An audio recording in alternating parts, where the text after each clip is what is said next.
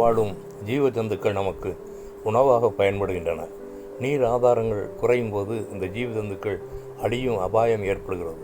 கடல், ஆறு, ஏரி, குளம் போன்ற நீர்நிலைகளில் உள்ள தண்ணீர் ஆவியாகி மேலே சென்று நமக்கு மழையாய் பெய்கிறது என்று நாம் சிறுவயதிலே படிக்கிறோம். கப்பல் போக்குவரத்து நாடுகளை இணைக்கிறது. கடலிலிருந்து தான் உப்பு தயாரிக்கப்படுகிறது. இப்படி நமது நீர்நிலைகளால் எண்ணற்ற நன்மைகள் நமக்கு கிடைக்கின்றன. ஒவ்வொரு ஆண்டும் மார்ச் முதல் ஜூன் வரை ஜப்பானில் டோயமா கடற்கரையில் நீல நிற விளக்குகள் ஒளிர்கின்றன. அது இயற்கையிலேயே ஒளிரக்கூடிய கணவாய் மீன்கள் தான் வெளியே வந்து ஒளியை வெளியிடுகின்றன.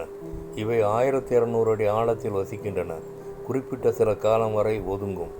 இதன் உடல் ஒருவித ஒளியை உமிழ்கின்றன. எதிரிகளிலிருந்து தப்பிக்கவும் இரையை கவரவும் ஒளியை பயன்படுத்தி கொள்கின்றன. இரவு நேரங்களில் நீல நிறத்தில் கடற்கரை ஒளிரும் காட்சியை காண்பதற்காக சுற்றுலா பயணிகள் வந்து குவிகின்றனர். இப்படி இயற்கையிலேயே நமக்கு இறைவன் இலவசமாக கொடுத்துள்ள நீர்நிலைகளுக்காக அதிகமாக நன்றி செலுத்தி நீர்நிலைகளை காப்பாற்ற நம்மால் இயன்ற முயற்சி எடுக்க வேண்டும். சங்கீதம் 104:10 அவர் பள்ளத்தாக்கில் நீரூற்றுகளை வரவிடுகிறார். Psalms 104:10 He sendeth the springs into the valleys. One song. அப்பா நான் உம்மை பார்க்கிறேன், அன்பே நான் உம்மை துதிக்கிறேன். அப்பா நான் உம்மை பார்க்கிறேன், ஜீவநீர் ஊற்று நீதானப்பா, ஜீவநீர் ஊற்று நீதானப்பா. உம்மில் நான் தாகவும் கொண்டே, உம்மில் நான் தாகவும் கொண்டே. அப்பா நான் உம்மை பார்க்கிறேன், என் அன்பே நான் உம்மை துதிக்கிறேன்.